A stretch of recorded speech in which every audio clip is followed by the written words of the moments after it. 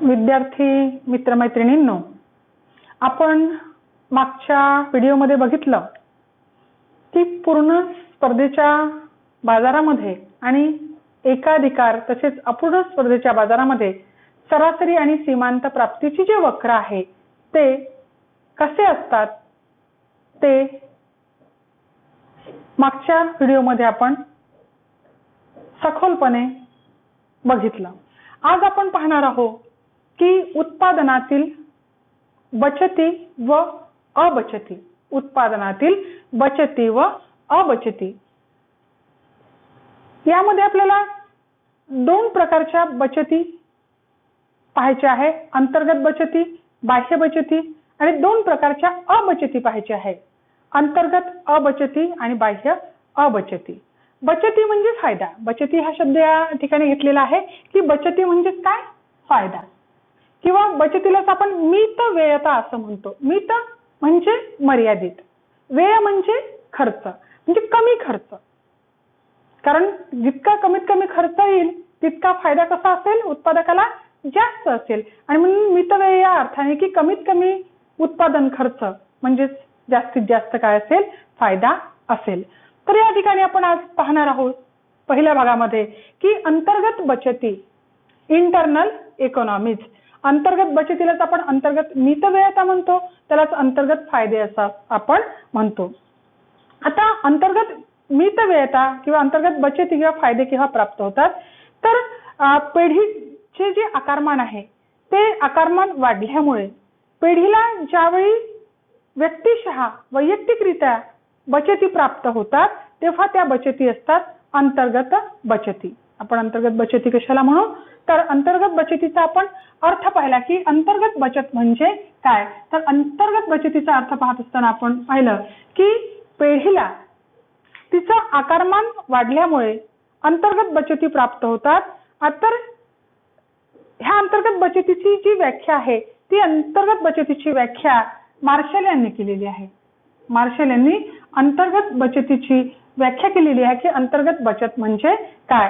तर अंतर्गत बचती म्हणजे अशा बचती होय की ज्या एका विशिष्ट पेढीला तिने केलेल्या अंतर्गत बदलामुळे किंवा तिने केलेल्या कुशल व्यवस्थापनामुळे प्राप्त होतात. तर त्या बचतीला आपण कोणत्या बचती म्हणू, अंतर्गत बचती असं म्हणू.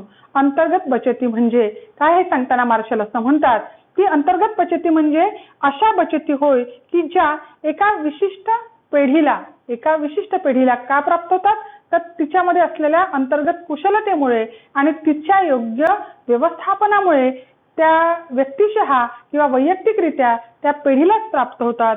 त्या बचतींना आपण कोणत्या बचती म्हणू, अंतर्गत बचती असं म्हणू. ही व्याख्या मार्शल यांनी अंतर्गत बचतीची केलेली आहे. आपण पाहतो की पेढी जेव्हा उत्पादन करते तेव्हा त्या पेढीला असं वाटतं की मला कमीत कमी खर्चामध्ये काय मिळालं पाहिजे, जास्तीत जास्त उत्पादन करता आलं पाहिजे आणि महत्तम नफा प्राप्त करता आला पाहिजे. कारण उत्पादन खर्च जितका कमी असेल तितका नफ्याचं प्रमाण कसं राहणार, जास्त राहील. आणि म्हणून कमीत कमी खर्चात महत्तम उत्पादन करण्यासाठी प्रत्येक पेढी काय असते, प्रयत्नशील असते.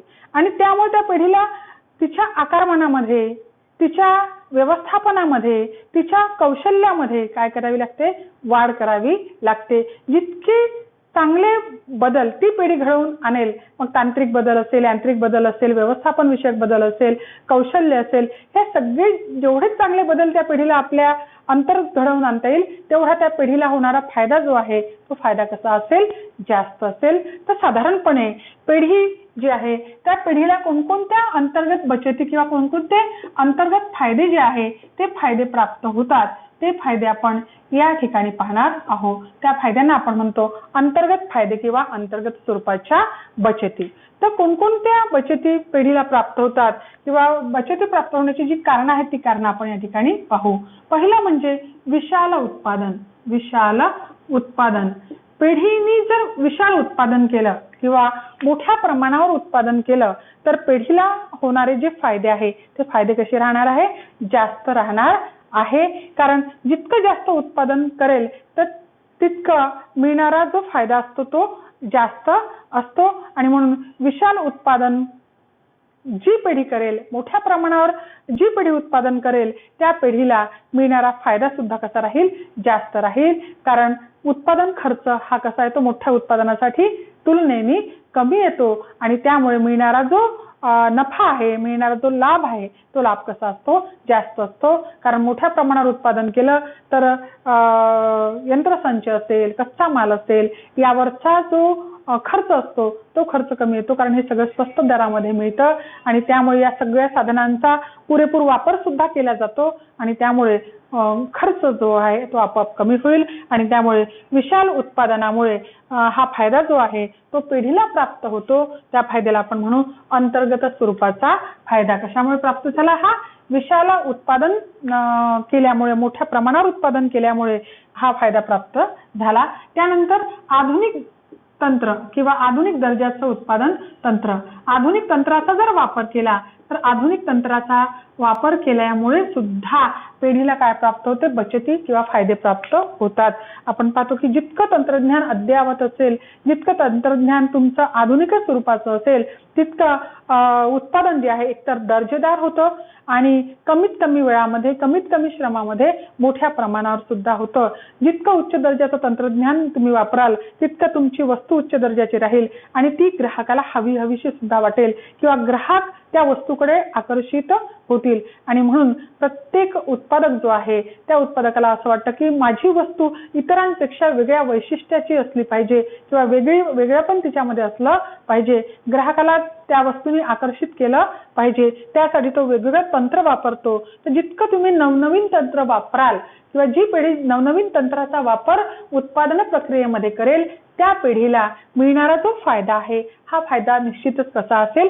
जास्त असेल. आणि म्हणून दुसरा फायदा आहे आधुनिक तंत्र जे आहे त्या आधुनिक तंत्राचा वापर केल्यामुळे प्राप्त होणारा फायदा. तिसरा आहे श्रम विभागणी आणि विशेषीकरण. श्रम विभागणी जर केली आणि काहीतरी वेगळं ज्याला आपण स्पेशलायझेशन म्हणतो, तर श्रम विभागणी आणि विशेषीकरणामुळे सुद्धा पिढीला फायदे जे आहे किंवा अंतर्गत फायदे जे आहे ते प्राप्त होतात. आणि म्हणून श्रम विभागणी आणि विशेषीकरण याच्यामध्ये आपण पाहतो की श्रम विभागणी कशा पद्धतीने केली जाते. तर उत्पादन प्रक्रियेमध्ये वेगवेगळे भाग असतात. जसं कापडाचं उत्पादन असेल तर कापडाच्या उत्पादनामध्ये बुनाई असेल, कताई असेल, रंगाई असेल, त्याच्यानंतर पॅकिंग असेल, हे सगळे वेगवेगळ्या प्रकारचे काय असतात? कामं असतात. आणि हे वेगवेगळ्या प्रकारची कामामध्ये वेगवेगळे लोक निष्णात असतात. कुणाला कताई चांगली जमते, कुणाला रंगाई चांगली जमते, कुणाला पॅकिंग चांगलं जमतं. तर ह्या उत्पादन प्रक्रियेमध्ये ज्या वेगवेगळ्या क्रिया आहे तर ज्यांना जे जमतं त्यांना जर आपण त्या क्रिया वाटून दिल्या, असं जर श्रम विभागणी केली, लेबर डिव्हिजन जर आपण पद्धतशीर केलं तर काय होईल की ज्यांच्यामध्ये जी कौशल्य आहे त्या कौशल्य पाहून जर काम वाटून दिलं तर ते काम अधिक कसं होतं? दर्जेदार होतं, चांगलं होतं, कमी वेळात होतं आणि त्या कामाला एक प्रकारची गती सुद्धा येते. आणि म्हणून हे कौशल्य पाहून, हे प्रत्येकामधली गुणवैशिष्ट्ये पाहून जर श्रम विभागणी केली तर काय होणार आहे की कमीत कमी वेळामध्ये चांगल्यात चांगल्या पद्धतीचं काय होणार आहे? उत्पादन होणार आहे. आणि काहीतरी स्पेशलायझेशन जर आपण घडून आणलं, काही वैशिष्ट्यपूर्ण उत्पादन जर पिढीने केलं तर अशा वेळी श्रम विभागणीचं आणि विशेषीकरणाचे फायदे जे आहे ते फायदे त्या पिढीला काय होईल? प्राप्त होईल. आणि म्हणून हा सुद्धा पिढीला होणारा काय आहे? अंतर्गत स्वरूपाचा काय आहे? फायदा आहे. त्यानंतर उत्पादन ज्याला म्हणतो किंवा उपवस्तूंचं उत्पादन. तर उपवस्तूंचे जे उत्पादन आहे हे उपवस्तूचे उत्पादन जर केले तरी सुद्धा पिढीला दुहेरी फायदा प्राप्त होतो. उपवस्तूच्या उत्पादन ज्याला आपण बाय प्रॉडक्ट म्हणतो, उपवस्तूचे उत्पादन म्हणजे त्याला आपण बाय प्रॉडक्ट असं म्हणतो. जसं मुख्य प्रॉडक्ट हे वेगळं आणि त्याच्यासोबतच त्या मुख्य वस्तूच्या उत्पादनासोबतच जर दुसरं आपण एखादं उत्पादन करत असू तर ते झालं आपलं बाय प्रॉडक्ट.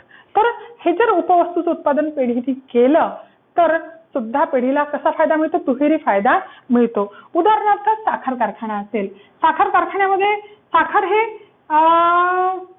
मुख्य प्रॉडक्ट आहे, मेन प्रॉडक्ट आहे. मेन प्रॉडक्ट आहे साखर उत्पादनामध्ये, साखर हे मुख्य उत्पादन आहे. परंतु या साखर उत्पादन करत असताना जे काही वेस्ट निघणार आहे त्याच्यामध्ये मळी आहे. तर मळीचा वापर जर मद्य निर्मितीसाठी केला, साखर कारखान्यामध्ये साखर ह्या मेन प्रॉडक्ट सोबतच जी काही मळी निघते त्या मळीचा उपयोग जी आहे त्या मळीचा उपयोग जर आपण कशासाठी केला, मद्य निर्मितीमध्ये केला किंवा तिथे जी उसाची चिपाडा आहे त्या उसाच्या चिपाडाचा वापर, उसाची जी चिपाडा निघतात त्या चिपाडाचा वापर जर कागद निर्मितीसाठी केला किंवा अन्य हार्डबोर्डच्या निर्मितीसाठी वगैरे केला तर काय होईल की हे बाय प्रोडक्ट झाले. हे कोणते झाले, उपवस्तू किंवा बाय प्रोडक्ट झाले.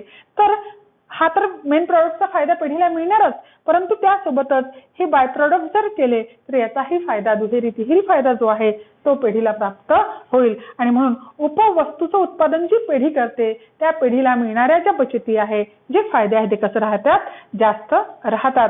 किंवा आपण पाहू की एखादा फर्निचरचा बनवण्याचा कारखाना आहे, तिथे सगळ्या प्रकारचे फर्निचर बनवतात आणि आपण पाहतो की कटिंग मध्ये अनेक जे चांगले चांगले ज्याला आपण म्हणतो प्लाय असतात, फोरमायका असतो, सनमायका असतो किंवा टिक प्लाय असतो किंवा वेगवेगळ्या प्रकारचे लाकडाचे आकार असतात आणि त्यापासून तुम्ही सुबक आणि सुंदर जरा थोडंसं आकार देऊन खेळणी बनवली है ना, वेगवेगळ्या प्रकारचे शोपीस बनवले तर काय होईल की त्या फर्निचर सोबतच हे जे इतर ज्या वस्तू आहे, छोटी खेळणी असेल, वेगवेगळ्या प्रकारचे पॉट्स असतील लाकडाचे, हे जर बनवले आणि ते जर विकले तर काय होईल, दुहेरी फायदा प्राप्त होईल. आणि म्हणून उपवस्तूचं उत्पादन जे आहे त्या उपवस्तूच्या उत्पादनामुळे पिढीला जो फायदा होत असतो त्या फायद्याला सुद्धा आपण कोणते फायदे म्हणू, अंतर्गत स्वरूपाचे फायदे असं म्हणू. त्यानंतर विपणन विषयक बचती. विपणन विषयक बचती, पिढीने जर विपणन पद्धतीमध्ये ज्या येणाऱ्या विविध प्रक्रिया आहे त्या प्रक्रिया अगदी चांगल्या पद्धतीने पार पाडल्या तर पिढीला विपणन विषयक ज्या बचती आहे त्या बचती प्राप्त होत असतात. बाजारपेठेमध्ये आपण पाहतो की अनेक उत्पादनं विकायला येतात, परंतु काही उत्पादनांवर ग्राहकांच्या एकदम काय असते उड्या असतात की ते उत्पादन ग्राहकाला हवं असं वाटतं किंवा ते उत्पादन ग्राहकाला घ्यावंसं वाटतं. कारण काय की काही उत्पादकांनी आपल्या वस्तूचं जे उत्पादन आहे त्याचा जो दर्जा आहे तो दर्जा जपलेला असतो, आपलं रेप्युटेशन जे आहे ते जपलेलं असतं आणि त्यामुळे काय होतात की त्यांची जी विक्रीची पद्धती आहे ती वेगळी असते, त्यांची पॅकिंगची पद्धती आहे ती वेगळी असते, त्यांच्या वस्तूचा दर्जा जो आहे तो वेगळा असतो. त्यानंतर ते जाहिरात जे करतात त्या जाहिरातीचा सुद्धा विक्रीवर परिणाम होत असतो. कारण आपण पाहतो की जाहिरात ही कला आहे. तुम्ही तुमच्या वस्तूची कशी जाहिरात करता, आपण पाहतो जाहिरातीमध्ये की बोलणाऱ्याचे बोंड खपतात असं आपण म्हणतो आणि न बोलणाऱ्याचं माणिक लपते. म्हणजे तुम्ही बोला की तुमची वस्तू चांगली आहे, तुम्हाला असं वाटत असेल की माझी वस्तू चांगली आहे, काही सांगण्याची गरज नाही आहे, पण नाही तरी सुद्धा तुम्हाला सांगावं लागेल की ही माझी वस्तू अशी अशी आहे आणि त्यामुळे तुम्ही तुमच्या वस्तूची जाहिरात केली पाहिजे. वेगवेगळ्या माध्यमातून जाहिराती जर तुम्ही केल्या तर तुमच्या वस्तूला जी मागणी आहे ती मागणी चांगली राहील. चांगलं पॅकिंग, आपण पाहतो की अलीकडे तर वस्तू आत काय आहे ते माहिती नाही, परंतु अतिशय आकर्षक पॅकिंग असतं. विक्रीच्या वेगवेगळ्या ट्रिक्स असतात, वेगवेगळ्या पद्धती असतात. विक्री ही कला आहे आणि म्हणून या विक्री कला सगळ्यांना जमते असं नाही. तर ज्याला ही विक्री कला जमली त्याला बाजारपेठेमध्ये त्याच्या प्रॉडक्ट्सला मागणी सुद्धा कशी राहील, चांगली राहील. आणि म्हणून तुम्ही जाहिरात कशी करता, तुम्ही त्या वस्तूचं पॅकिंग कसं करता, तुम्ही विक्रीची कोणती पद्धती वापरता. आपण पाहतो अलीकडे की बाय वन गेट वन ची पॉलिसी जी आहे ती फारच पॉप्युलर झाली आहे. एक वस्तू घ्या आणि त्यावर दुसरी वस्तू फ्री मिळवा किंवा एखादी वस्तू भेट वस्तू म्हणून द्या. तर ह्या सगळ्या विपणनाच्या संदर्भातल्या ज्या ट्रिक्स आहे त्या ट्रिक्सचा वापर जर केल्या गेल्या तर निश्चितच जी पिढी या सगळ्या ट्रिक्स वापरते तिला मिळणारा फायदा कसा राहतो, जास्त राहतो. आणि म्हणून ह्या ज्या फायदा आहे त्या फायद्यांना आपण कोणते फायदे म्हणतो, विपणन विषयक बचती किंवा विपणन विषयक जे फायदे आहे ते फायदे प्राप्त होताना आपल्याला दिसून येतात. तर आणि शेवटची आहे कर्जाची सवलत किंवा कर्ज विषयक बचती. कर्ज सवलत किंवा कर्ज विषयक जी बचती आहे तर साधारणपणे आपण पाहतो की ज्या मोठ्या पेढ्या आहे किंवा ज्या पेढ्या रेप्युटेड आहे, ज्या लौकिक पात्र पेढ्या आहे, अशा पेढ्यांना अगदी हात जोडून बँका असेल, वित्त संस्था असेल तर या संस्था कर्ज देण्यासाठी कशा आहे तयार आहे, कारण त्यांना माहिती आहे की या सगळ्या उत्पादन करणाऱ्या पेढ्या आहेत, कंपन्या आहेत, तर या कशा आहे लौकिक पात्र आहे, रेप्युटेड आहे आणि त्यामुळे त्यांना कर्ज देत असताना कुठल्याही प्रकारच्या आढेवेढे बँका किंवा वित्त संस्था ज्या आहे त्या घेत नाही आणि त्यामुळे अतिशय अल्प दरामध्ये त्यांना त्यांच्या पेढीचा विकास करण्यासाठी, त्यांच्या उत्पादन प्रक्रियेचा विस्तार करण्यासाठी कर्ज त्यांना बँका आणि वित्त संस्था देतात आणि त्यामुळे काय होतं की त्यांचा आणखी कर्ज सवलतीमुळे त्या पेढीचा अधिक विकास होतो, अधिक विस्तार होतो, तिचा व्याप वाढतो, तिचा उत्पादनाची मात्रा जी आहे ती मात्रा सुद्धा वाढते. म्हणून कर्ज सवलतीची जी बचत आहे ती बचत या अशा रेप्युटेड पेढ्यांना प्राप्त होत असल्यामुळे, ज्या पेढ्यांनी आपलं बाजारपेठेमध्ये अस्तित्व जपलेलं आहे, ज्या पेढ्यांनी बाजारपेठेमध्ये आपला उत्पादनाचा दर्जा जपलेला आहे, अशा पेढ्यांना लौकिक मिळालेला आहे. आपण पाहतो की काही पेढ्या अशा आहे बाजारपेठेमध्ये किंवा काही प्रॉडक्ट्स असे आहे की ज्या पिढ्यानपिढ्या चालत आलेल्या आहेत. पॉन्ड्स पावडर आहे, आपण पाहतो की म्हणजे आपल्या आजीनेही तेच वापरलं होतं, आईने आपणही तेच वापरतो आणि आपल्या मुलीलाही तेच आपण वापरायला लावतो. म्हणजे का असं झालं असेल तर कुठेतरी ते त्या पेढीने म्हणा, त्या उत्पादन संस्थेने म्हणा, हे सगळं जपलं आणि म्हणून त्या उत्पादनाला ग्राहकांनी सुद्धा काय दिला, भरघोस प्रतिसाद दिल्याचं आपल्याला दिसतं. तर हे सगळ्या ज्या गोष्टी आहेत तर अशा पेढ्यांना बँका असेल, वित्त संस्था असेल, त्या सुद्धा मोठ्या प्रमाणात कर्ज देतात आणि त्यामुळे त्याचा व्याप जो आहे, उत्पादन जे आहे ते वाढतं. या कर्ज सवलतीचा फायदा जो आहे तो फायदा सुद्धा कोणत्या पेढ्यांना मिळतात, लौकिक प्राप्त पेढ्यांना मिळतात. या फायद्याला सुद्धा आपण कोणता फायदा म्हणू, अंतर्गत फायदा जो आहे असं म्हणू. तर अशा पद्धतीने पेढीला प्राप्त होणारे जे फायदे आहे त्या फायद्यांमध्ये हे सर्व फायदे आपल्याला अंतर्गत फायद्यामध्ये दिसून येतात. एक म्हणजे प्रचंड प्रमाणावर किंवा विशाल प्रमाणावर, मोठ्या प्रमाणावर उत्पादन केल्यामुळे पेढीला काय प्राप्त होतात, फायदे प्राप्त होतात. कारण जितकं मोठं उत्पादन कराल तर पुरेपूर वापर यंत्रसामग्रीचा होतो, श्रमिकांचा पुरेपूर वापर होतो, इन्फ्रास्ट्रक्चर जे असेल त्याचा पुरेपूर वापर होतो आणि त्यामुळे कच्चा माल जो आहे तो अतिशय कमी किमतीमध्ये या पेढ्यांना प्राप्त होतो. कारण मोठ्या अमाऊंटमध्ये कच्चा माल पाहिजे असतो आणि त्यामुळे अतिशय अल्प दरामध्ये कच्चा माल प्राप्त होतो आणि ह्या सगळ्या गोष्टी मिळत असल्यामुळे पेढीला आपोआपच बचती ज्या आहेत त्या बचती मिळतात. आधुनिक तंत्र वापरलं तर बचत प्राप्त होते. जर तुम्ही लेबर डिव्हिजन योग्य पद्धतीने केलं, कौशल्य हेरून, कौशल्य जे आहे त्याचा अभ्यास करून जर त्या पद्धतीने श्रमिकांना कामाचं वाटप केलं तरी सुद्धा त्याच्यामध्ये उत्कृष्ट दर्जाचं तुमचं उत्पादन होतं आणि त्यामुळे फायदा प्राप्त होतो. जर मेन प्रॉडक्ट सोबत बाय प्रॉडक्टचं उत्पादन केलं तरी सुद्धा पेढ्यांना अंतर्गत बचती प्राप्त होतात. विपणन विषयक मध्ये तर बऱ्याचशा क्रिया आहे, विक्रीची पद्धती आहे, त्यानंतर जाहिरात आहे, ह्या सगळ्या गोष्टी ज्या आहेत त्यामुळे सुद्धा तुम्हाला किंवा पिढीला जे फायदे आहेत ते फायदे प्राप्त होतात. ते विपणन विषयक फायदे आणि शेवटी लौकिक पात्र पेढ्यांना कर्ज विषयक सवलती ज्या आहे त्या बँका आणि वित्त संस्था देतात आणि त्यामुळे पेढीचा व्याप, आकार जो आहे वाढून उत्पादनात वाढ होते आणि आपोआपच त्या पिढीला फायदा प्राप्त होतो. हे सगळे पेढीला प्राप्त होणारे कोणते फायदे आहे, अंतर्गत फायदे, अंतर्गत बचती किंवा अंतर्गत मितव्ययता आहे. तर आपण पुढच्या भागामध्ये पेढीला प्राप्त होणाऱ्या अंतर्गत अबचती कोणत्या आहे त्या अबचतींचा आपण विचार करू आणि इथे थांबू.